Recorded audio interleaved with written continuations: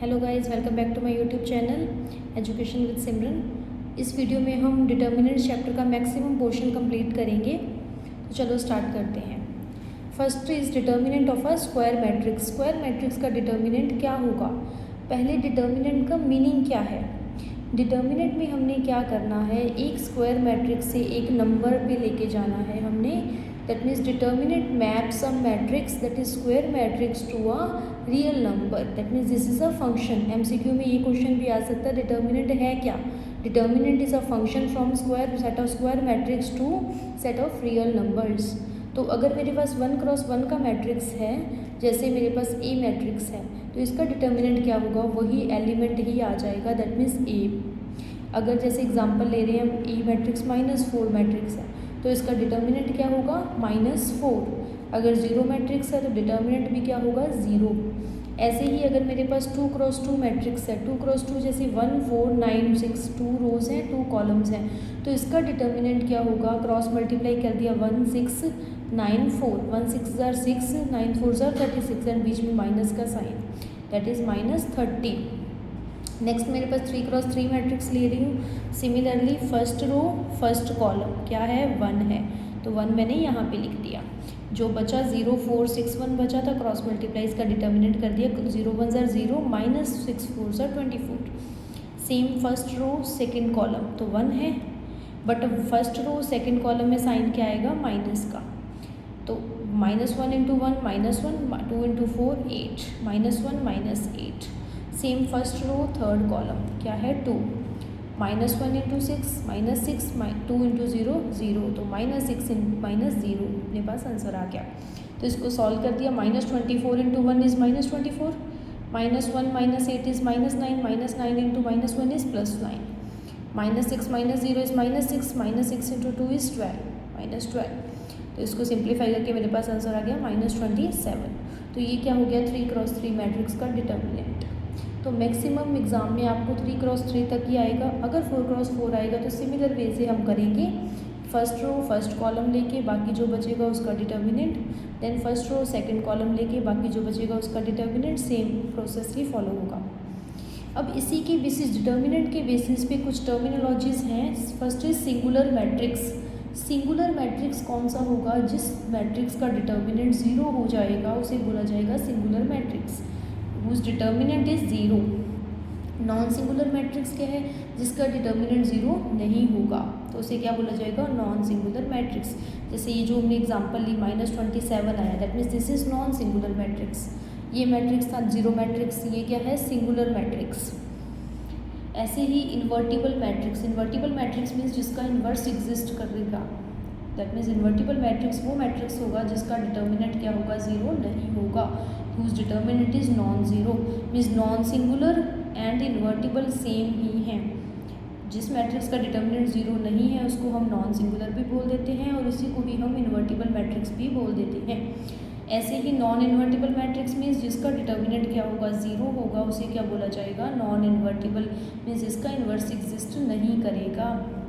That means singular हो, non invertible हो या डिटर्मिनेंट 0 हो, तीनों का मीनिंग सेम है।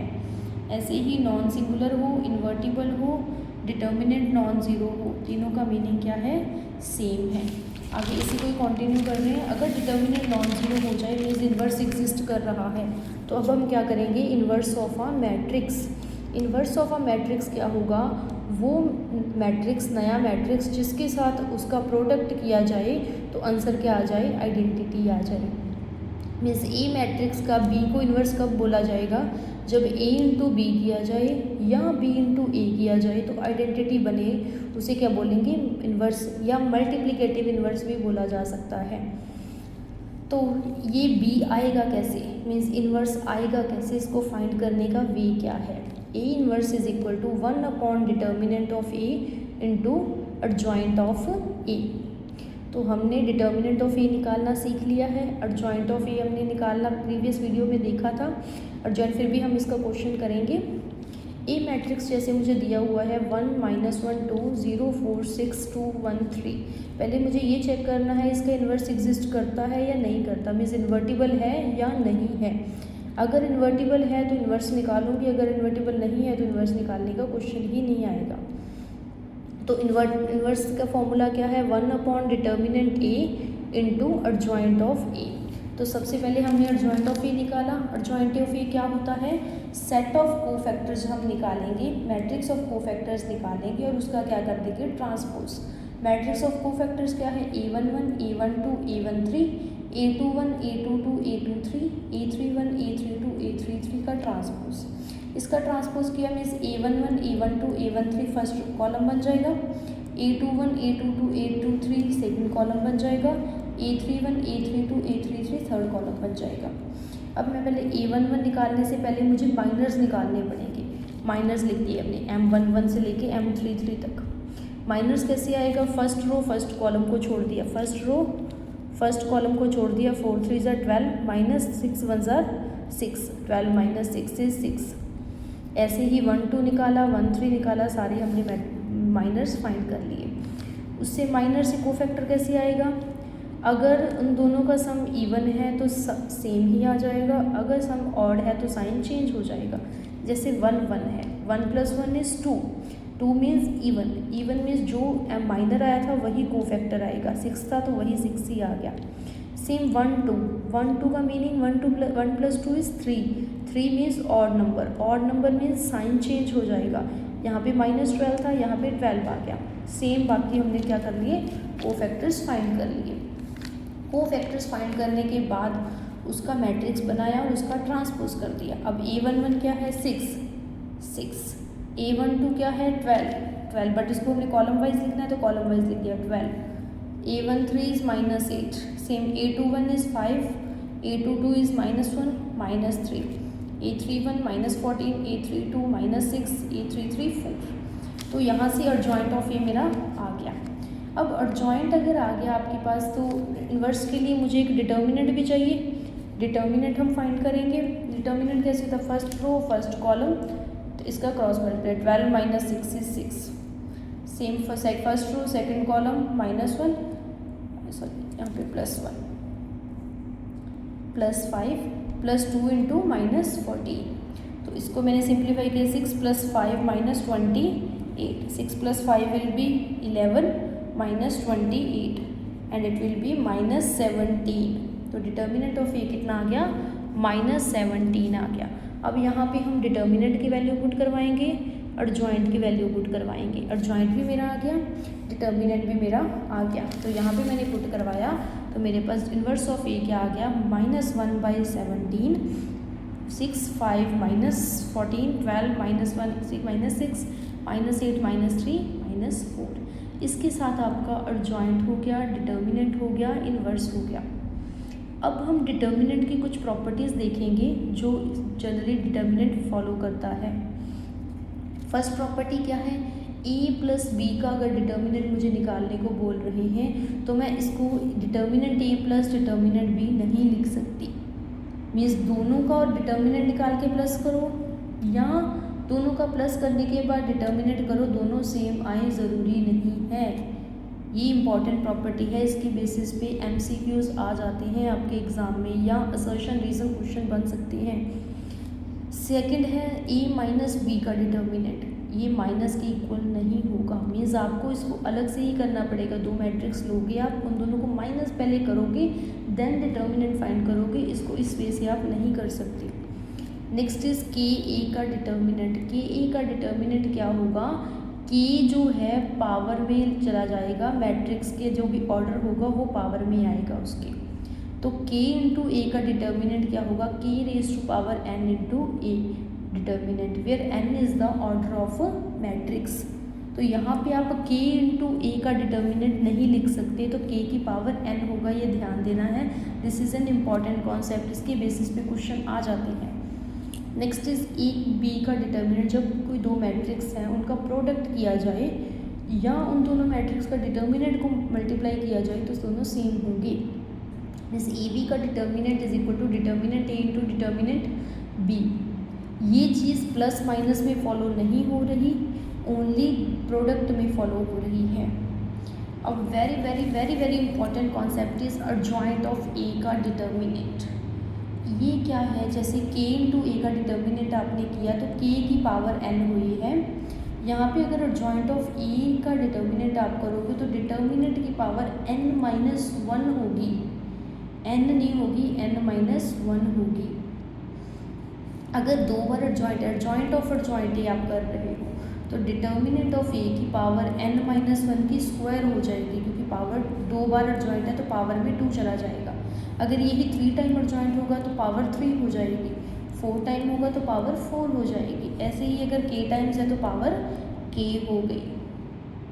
ऐसे ही अगर आपने इन्वर्स का डिटर्मिनेंट निकालना है तो वो क्या होगा, 1 अपॉन डिटर्मिनेंट ऑफ ए। ये भी आप लिख लीजिए, ए इन्वर्स का डिटर्मिनेंट क्या होगा, 1 upon determinant of A. This is also important. ये होगी डिटर्मिनेंट की कुछ प्रॉपर्टीज़।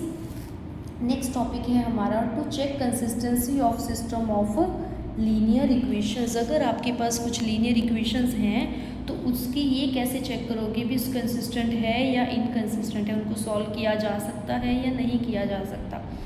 फर्स्ट इस चैप्टर में हम मैट्रिक्स मेथड से करेंगे। जनरली हम सिंपल कंसिस्टेंसी भी चेक करते हैं, क्लास 10th में आपने किया होगा, जिसमें आप क्या देखते हो, इंटरसेक्टिंग कोइंसिडेंट या नो सोल्यूशन वाली लाइंस, जिसमें आप इंटरसेक्टिंग एंड कोइंसिडेंट को क्या बोलते हो, कंसिस्टेंट, और नो सोल्यूशन वाले को इनकंसिस्टेंट, जो पैरेलल लाइंस होती हैं। तो यहाँ पे हम क्या करेंगे, मैट्रिक्स मेथड यूज़ करेंगे। वैसे ही हमें इक्वेशंस दी गई होंगी, उसको हम कैसे लिखेंगे, ax = b फॉर्म में। तो ये क्वेश्चन एग्जाम्पल करेंगे, उससे आपको अच्छे से क्लियर हो जाएगा। बट जनरली पहले आप स्टेप्स चेक कर लीजिए भी कौन कौन से स्टेप्स हमें फॉलो करने होंगी। First step will be ax = b की फॉर्म में उनको लिखना है हमने। उसके बाद हमें क्या करना होगा, जो a होगा, a मैट्रिक्स होगा, उसका हमने डिटर्मिनेंट फाइंड करना है। डिटर्मिनेंट या तो उसका 0 आएगा या 0 नहीं आएगा। डिटर्मिनेंट कैन बी 0 और नॉट इक्वल्स टू 0। अगर डिटर्मिनेंट 0 नहीं है, नॉन ज़ीरो है, तो हम क्या बोलेंगे, यूनिक सोल्यूशन। अगर सोल्यूशन आ गया, सोल्यूशन आ रहा है तो क्या हो जाएगा, कंसिस्टेंट हो जाएगा। तो कंसिस्टेंसी मुझे पता चल गई। सेकेंड केस क्या होगा, अगर डिटर्मिनेंट 0 नहीं है तो मैंने आगे उसके बाद क्या करना है, एडजॉइंट a इंटू बी निकालना है। एडजॉइंट a इंटू बी निकालेंगे, या तो वो 0 आएगा या वो 0 नहीं आएगा। अगर वो 0 नहीं आ रहा तो उसको हम क्या बोलेंगे, no solution.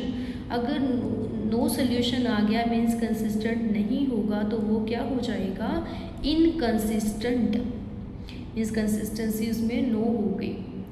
Second case, adjoint of a into B, अगर आपका 0 आ गया तो इस केस में या तो इसका नो सोल्यूशन होगा या इन्फाइनाइटली मैनी सोल्यूशन होंगे। इसका हम फिक्स कुछ नहीं बोल सकते, इसको हमें सॉल्व करके देखना पड़ेगा। बट ये वाला पार्ट आपके सिलेबस में नहीं है, आपको एग्ज़ाम में नहीं पूछा जाएगा। बस इसमें से जस्ट आप इतना लिखोगे, अगर वो 0 आ जाता है तो you will say that infinitely many solution और नो सोल्यूशन। यहाँ पे मैं पक्का नहीं कुछ बता सकती भी कंसिस्टेंट होगा या इनकंसिस्टेंट होगा। अब ये तो मुझे पता चल गया सोल्यूशन आएगा या नहीं आएगा। अब सोल्यूशन क्या आएगा वो कैसे फाइंड किया जाएगा। अब यहाँ पे हमने देखा था ax = b। अब a इस साइड मल्टीप्लाई में है, इस साइड जाके जनरली हम क्या देखते हैं, डिवाइड में जाता है। बट यहाँ पे हम डिवाइड नहीं कर सकते, इन्वर्स करेंगे। तो यहाँ पे अगर मैंने आगे a इन्वर्स लगाया तो a इन्वर्स से इन्वर्स एक तरह से कट जाएगा, और अगर यहाँ पे a इन्वर्स लगा रही हूँ तो a इन्वर्स आगे यहाँ पे भी लगाना पड़ेगा। मीन्स यहाँ क्या बन गया, x = a इन्वर्स b। तो सोल्यूशन क्या आएगा, x = a इन्वर्स b। तो आप a इन्वर्स निकालोगे, मैट्रिक्स का इन्वर्स निकालना हमने सीख लिया है, इंटू b करोगे। b मैट्रिक्स आपको दिया होगा, वो आप पुट करवाओगे, उससे आपके पास सोल्यूशन आ जाएगा। तो जैसे क्वेश्चन है 5x - y + 4z = 5, second equation है, थर्ड इक्वेशन है, ठीक है। यहाँ पे हमने इस इक्वेशन को मैट्रिक्स फॉर्म में लिख दिया, 5 - 1 4 2 3 5 5 - 2 6 x y z = 5 2 - 1। तो ax = b फॉर्म में लिखा, where this is a, this is x matrix, this is b matrix. a matrix का डिटर्मिनेंट फाइंड किया, हमें मेथड पता ही है, 5 × 18 + 10 + 1 12 - 25 4 -4 -58। इसको सिंप्लीफाई किया, आपके पास आंसर आया 51। अब 51 ज़ीरो के इक्वल तो है नहीं, अगर ज़ीरो के इक्वल नहीं है तो कितने सोल्यूशन होंगे, यूनिक सोल्यूशन होगा। अगर यूनिक सोल्यूशन है तो क्या हो गया, कंसिस्टेंट। तो यहाँ से मुझे ये तो पता चल गया भी ये कंसिस्टेंट है। अब सोल्यूशन क्या होगा, अब वो सोल्यूशन आप खुद से फाइंड करके देखोगे, अगर आ गया तो वेल एंड गुड, नहीं तो हम इसको नेक्स्ट वीडियो में करेंगे।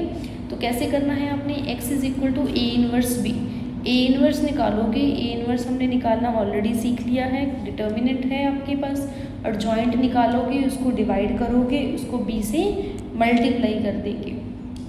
तो वो आप ट्राई कीजिएगा खुद से, अगर हो जाए तो बहुत अच्छी बात है, अदरवाइज़ नेक्स्ट वीडियो में हम इसको कंटिन्यू करेंगे। फिर भी कोई अगर आपको डाउट आए इस पूरे टॉपिक में तो आप मुझे कमेंट सेक्शन में पूछ सकते हो।